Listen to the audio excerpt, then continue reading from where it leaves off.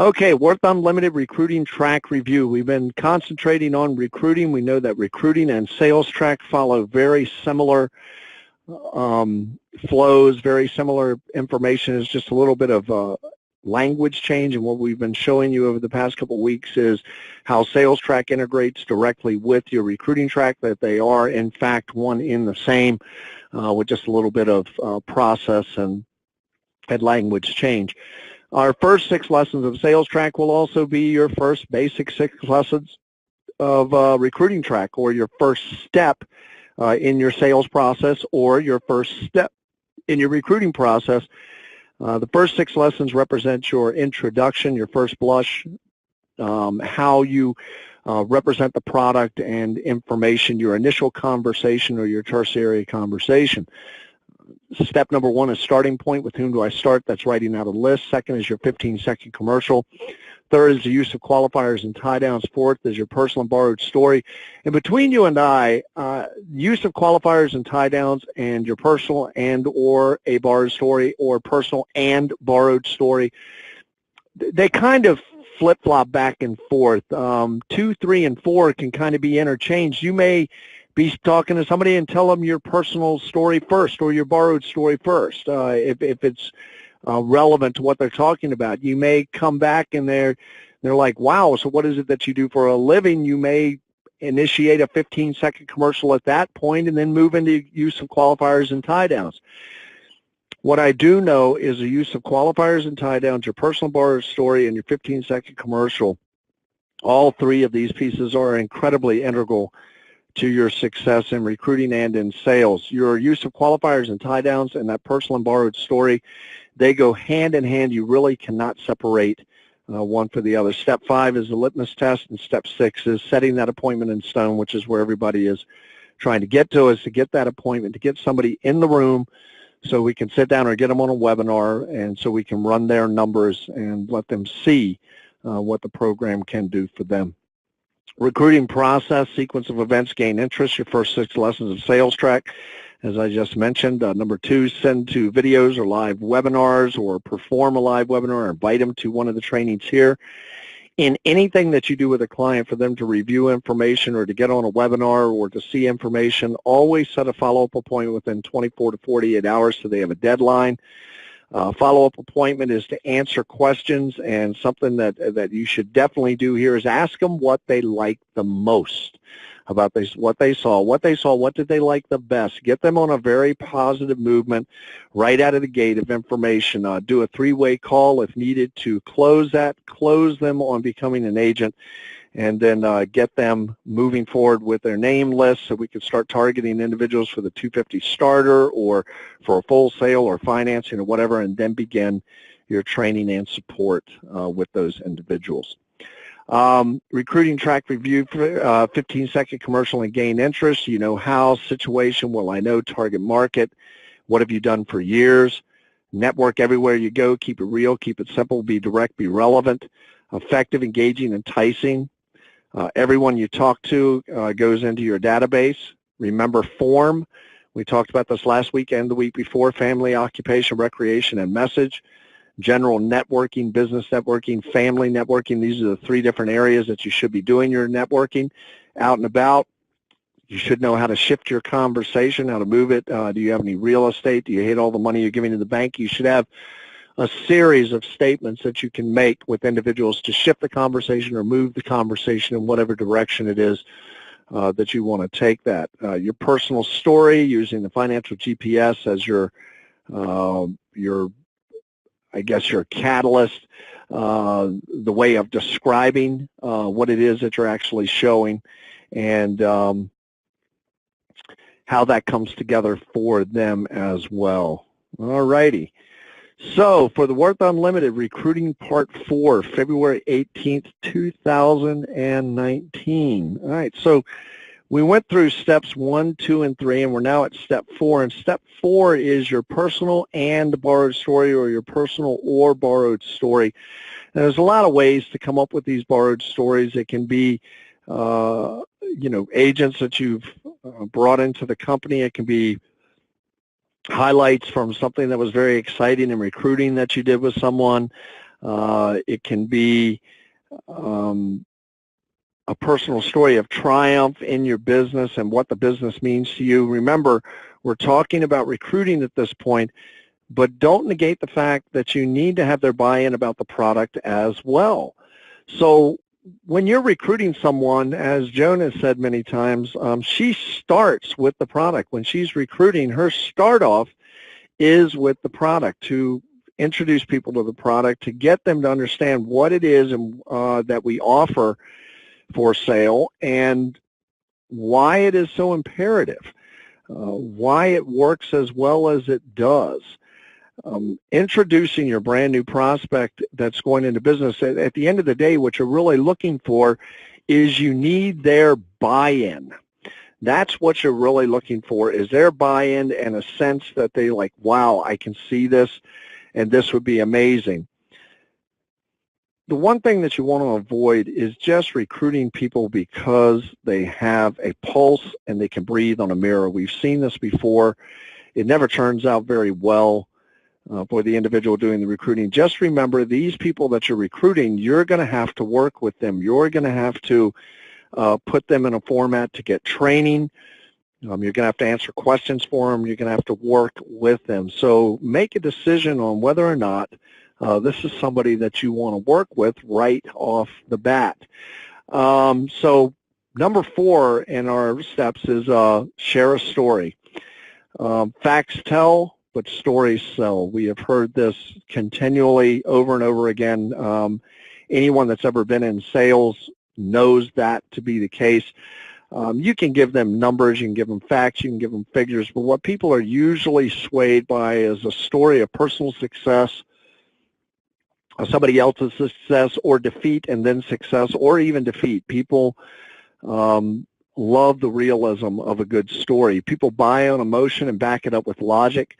90% of decisions are based on emotion that we make. Stories tap into those emotions and help elicit a response and action. A story is more relatable than giving individual just facts and figures. That relatability is what is going to set you apart. That relatability is what is going to bring that individual closer, is going to kind of put them in the palm of your hand, so to speak. The more you can relate to that individual, the more that you can be relevant with information for that individual, the more that you can capitalize on what is important to that individual, the closer that you're going to be getting to getting that sale or getting that recruit or getting that individual into the company. A good story, a compelling story, a story of success is always remembered, where we may forget a lot of the facts and figure. People may forget the concept and information shown in a PowerPoint analysis or demonstration of the product, but no one forgets a compelling story. And it's amazing to me that, you can go back over time for yourself, I'm sure, and I'm sure you've seen presentations, many of them on many different things, and probably the things that stand out the most to you, even in our personal lives, are the stories. They're the events that we get involved in and the stories that come from them. It's not the tediousness of each individual experience that we typically remember. It is the feeling or the wholeness of the experience, and it is that compelling story that is built around the experience that we've had. Share your personal story and your borrowed story, one from someone else. Always use anonymity if a borrowed story. You should have a couple personal stories, like, what is your story about the product? Okay, what is your personal story? What is your story about recruiting? What is your story about the business itself? Do you have a personal or a borrowed story that combines the business with the product? Maybe recruiting somebody that bought the product and then later from buying the product became a recruiter, became a recruit and later bought the product. Combining these stories and putting these together, this is how you're going to put a face on the program, a face on the business. You're going to make it real to someone rather than something very ethereal that we're just kind of talking about or we're discussing. It now becomes concrete. Use a relevant story that aligns with how they answered the questions. So if we go back, we ask them some qualifying questions. We did our initial introduction. We've done our first 3 steps of our sales track, and depending on how they responded, how they answered our questions, what their motivators are, what is important to them, that is how you're building that personal and borrowed story. That's why you should have a series of them. Same thing with your 15-second commercial. That's why you should have a series of them. We talk about the value proposition a little bit in the context that when you're developing the personal and borrowed story, when you're developing your 15-second commercials, you want to make sure that you're including things that are very important to them in their value proposition. What is their motivator? What are they really trying to accomplish? Are they looking at this as something to add to their current business? Are they trying to go in business for themselves? Do they need part-time work? Are they looking to make a complete transformation? Make sure that your stories are relevant, i.e., if you're speaking with a realtor, tell a story of another realtor incorporating the Worth account into their business and how it increased their core business. Whenever you're going for recruiting and you're recruiting intentionally, you have to have something to say that is going to speak to that person individually, not just about the business as a whole or as a bulk or just this broad etherical concept of, we help people get out of debt. Really bring it home, really drive it home with them of what we've been able to do for families, what we've been able to do for other businesses that have incorporated the product. This is where your relevancy is going to come from. This is where you are really going to shine with your client, and this client's going to know that you paid attention to what they had to say by how relevant your stories are and how relevant the information is that you're giving them to move them forward. I know I have Dr. Joan Hackenstead. I don't know if she is available to talk, but I'm going to go ahead and I'm going to go over there and see if she is. Dr. Joan, are you there and available? Yep, I believe Dr. Joan was going to be out of... Are you there, Dr. Joan? Hi, I'm here. Oh, my goodness, we do have you. How are you doing this evening? I am well, thank you. How are you today? Oh, I'm hanging in there, just doing the best that I possibly can with every little moment that I have. I love it. Happy belated birthday, by the way. Oh, well, thank you. Yeah, I turned 158 years old. Yeah. Happy belated birthday. Ryan, we're on the call. Well, thank you, Ryan. I appreciate it. No, that's quite all right. So I know that this is an area that you really focus on with your relevancy with the individual and sharing those stories and those stories really building up. I have a couple slides tonight, and on each slide I'm going to leave it open for you to be able to make a little bit of commentary if you'd like. So on this slide, is there anything that you would like to add to this slide just in this particular area about relevancy and things of that nature? I'll give you a glimpse of the next slide just so you know what we're going to be talking about on the next slide. And this is going to be your next slide right here. All right. Oh. Right there. Okay. All right. I think you actually did a phenomenal job talking about the stories. Really, the goal is to tap into emotion. That's really what it comes down to.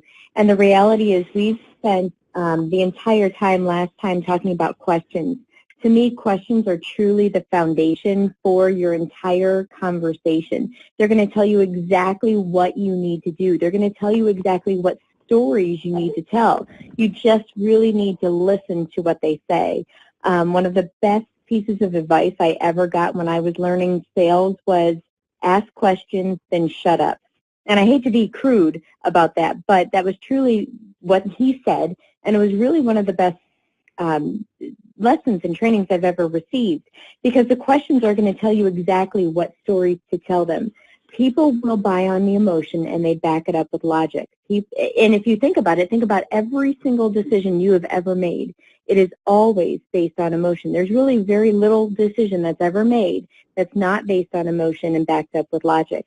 And so these stories are what's going to tap into those emotions. That's going to be the most critical part, is tapping into those emotions so that people will take action. You're also going to use the stories to help overcome resistance and to help overcome objections. Now, I know that we're not really getting into that tonight, But just remember that those stories are going to be critical in a number of different ways, not just to get them to make the right decisions, but when you see that person kind of backing off and not really paying attention anymore, they probably have some form of resistance.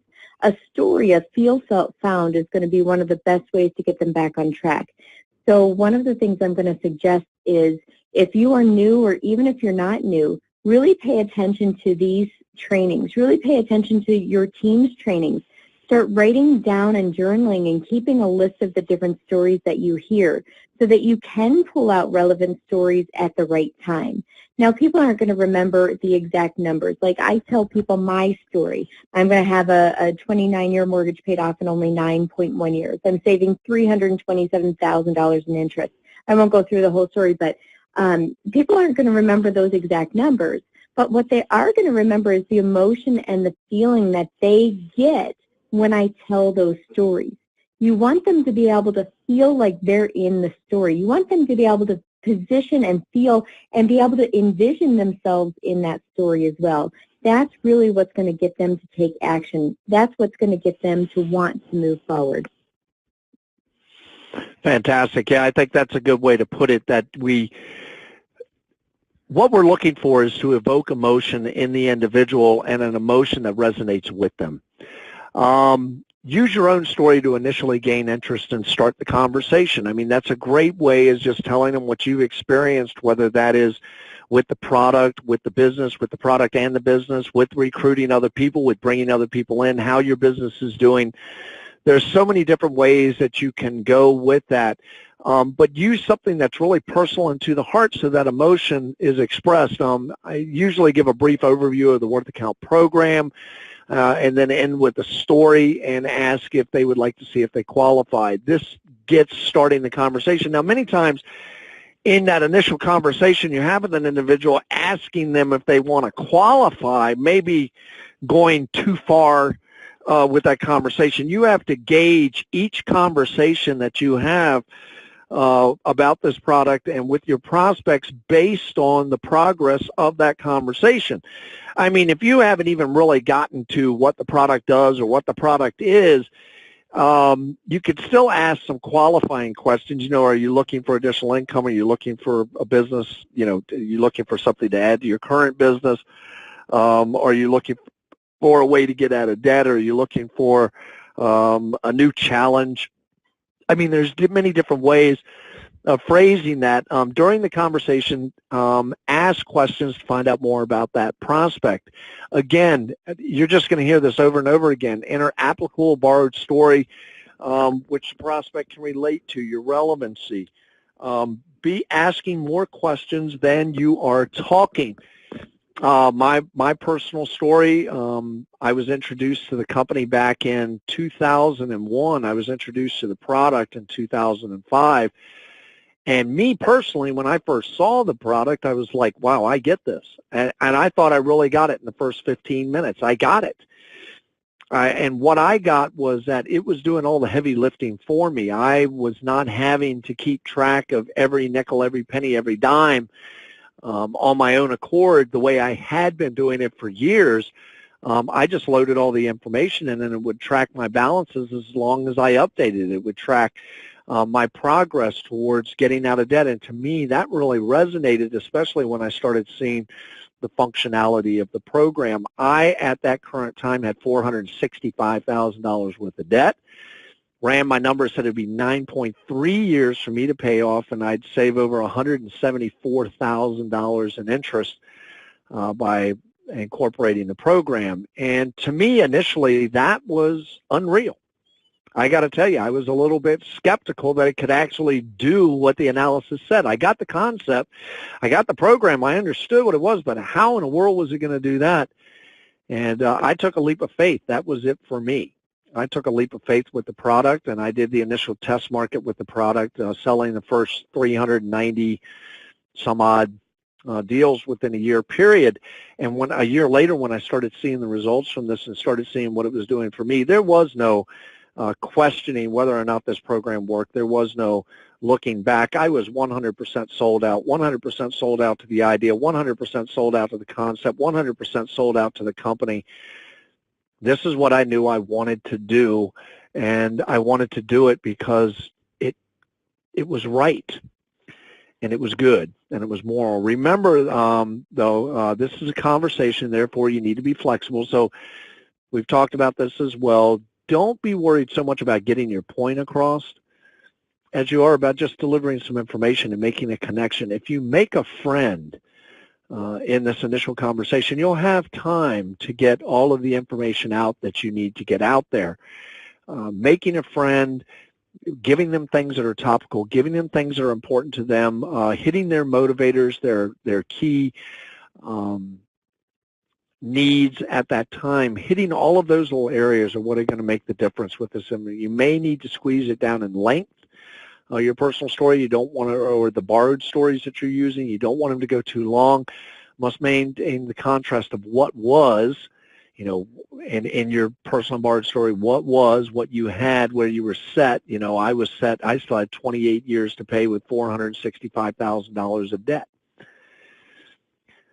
That's a bad place compared to 9.3 years and saving $174,000 in total interest. So always make sure that you're keeping it to the point, you're keeping it concise, but maintain that contrast of what was, what did they have if you're talking a recruiting story or a story with a product or, using it as an additional product to your business. What was versus what is now utilizing that product. May need to alter the sequence of events as they occur.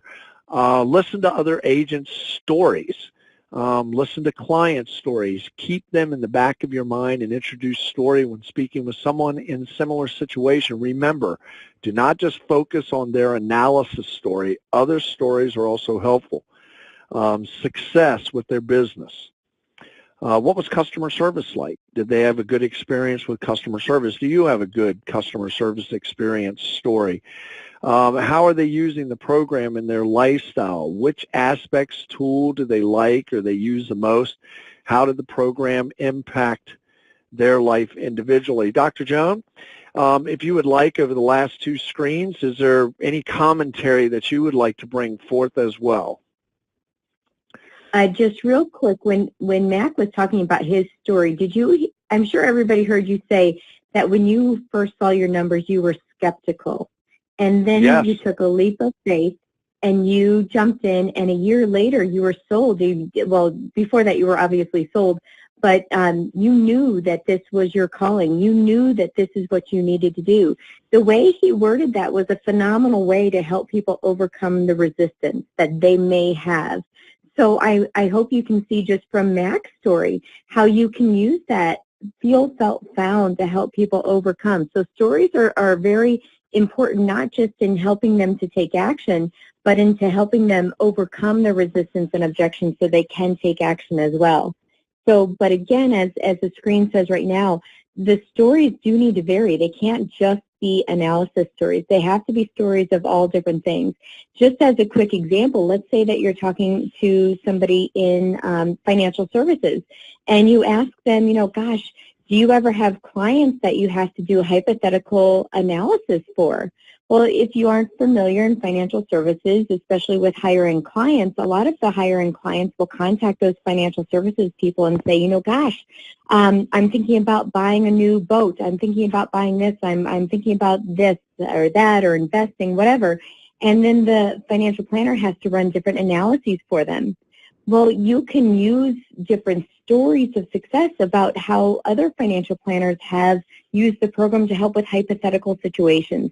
So it's not just, again, about analysis. It's about really listening to what and how people are using the story and then integrating it into that conversation. But you have to ask the questions to make sure you integrate the right story at the right time, knowing their profession, knowing their ideal clients, knowing their specialty, knowing who they are and what they do, and then making sure that you tell the stories that are appropriate to that type of thing. Again, not just the analysis stories, but any type of story that would be relevant to them in that situation. Yeah, so what we're really trying to do with this personal borrowed story, it comes down to one thing. You're trying to be relatable. you're trying to put yourself in a position where that person goes, oh, okay, I can get that. I understand that piece. Because when we get down into the intricate details of the program and trying to explain what the program does for individuals, we really want the analysis to do that work for us. We want the videos to do that work for us. We want a demonstration of the product to do that work for us. What we want to be vested in is the relationship that we're building with the prospect, the relatability, the fact that that prospect knows deep down inside, okay, this is somebody that understands what I'm going through or what I am trying to go through or what position I'm coming from, what is my backdrop. This gives you that sense of relatability with your prospect, with that individual, is also what breeds trust. People tend to buy from people they like. People tend to become friends with people they like. People they like, they tend to trust. And this is a big piece in this sale. Remember, I said in my personal borrowed story, when I first saw the results, I was skeptical that it could actually do what it said it could do. Now, I knew prior to that the program worked. I knew it. But when I saw the results of my analysis, I was like, wow, okay, I thought I knew it. How in the heck is it going to pull this off? And over time, I saw that, and that helped me get over the fence. But me, initially, I was sold out to the product and the concept and everything because it made sense. Now, how powerful it was, I later learned that as time went on and I was more exposed to the product and more individuals utilizing the product. What we have to remember is that we are in one business and one business only. And that business is the people business. That is the business you're in if you're doing Worth Unlimited, if you're an agent for us and you are trying to recruit or sell the program. We are 100% in the people business. Make no mistake that sales, whether you consider yourself a salesperson or not a salesperson, sales is being in the people business. You have to put yourself in a position of empathy with the individual that you're trying to recruit.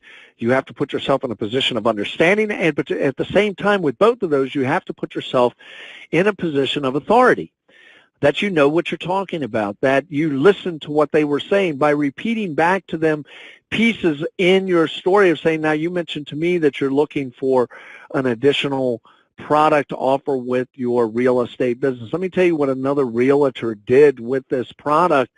And we do know realtors that are doing this. Joan being one, Flavio Ibanez. I mean, we have realtors, financial planners, insurance agents. We have the full range of individuals in the financial services arena, I guess would be the best way to put it, that are representing this product and utilizing this product. Dr. Joan, I've got this slide up now, which is listen to other agents' stories, listen to their clients' stories. Remember, not just focus on the analysis story. Other stories are also helpful. Success with business, customer service. Is there anything you'd like to add to this slide? The only thing I would say is just what I said a little bit earlier is really take note of different stories that you hear from trainings, from different events, from live webinars, from whatever it may be. Really listen to the different stories that you hear. Keep a journal of them. Write them down. You don't have to remember the exact numbers of everything, but write down the generalities of those stories so that you can use them. But it is critical to keep anonymity. You don't want to break somebody's confidentiality. We don't want anybody feeling as though we're going to take their information and go run around and tell everybody else their financial situation. That would be even worse. So make sure that you do keep anonymity, but do keep record of some stories so that you are prepared to tell some of them when you're ready. I think that's really good advice. Just people, what we really want to get across to you is have as much information as possible in this area, in your first 6 lessons, your introduction and your approach. Have as many questions as you can think of that brought you to a good place when you asked them before. Have a series of personal and borrowed stories, and you should have both, personal and borrowed. You should have them about the product as well as the business. try to be as engaging with the individual as possible and get them to be doing most of the talking and telling you the information that you need to build your value propositions, build your stories, and build the information that you need to be relevant to them.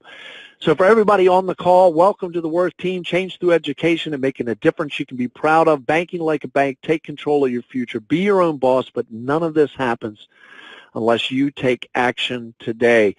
I love the fact that I came to work for this company almost 18 years ago. I love the fact that I still have agents that have been with this company from the very beginning, like Dr. Joan, Darlene, names go on, and you know who you are that are on the list of people that are on the call right now. I know every single name of every person on this call right now except for maybe 2 people that I have not seen on a call before. So for those of you that are brand new, or you're not very frequent on the calls, I'm noticing your names there. I want to say thank you for joining us this evening, and thank you for being a part of Worth Unlimited and what you're doing. And for those of you that have been around for a long time, I couldn't do this without you. If you ever need to get in touch with me or get in touch with support, there is the contact information. And from myself, everyone here at Worth Unlimited, from Dr. Joan, from Darlene, from everyone out in the field, we want to say thank you so much. Thank you for joining us for the Worth Unlimited Agent Update and Sales Track Training Call for February 18th, 2019. And I am your National Sales and Training Director. This is Max Saunders saying bye-bye for now. Let's get out there and do something big. Let's do something right. But at the very least, let's get out there and do something right now. This is Max Saunders saying bye-bye for now.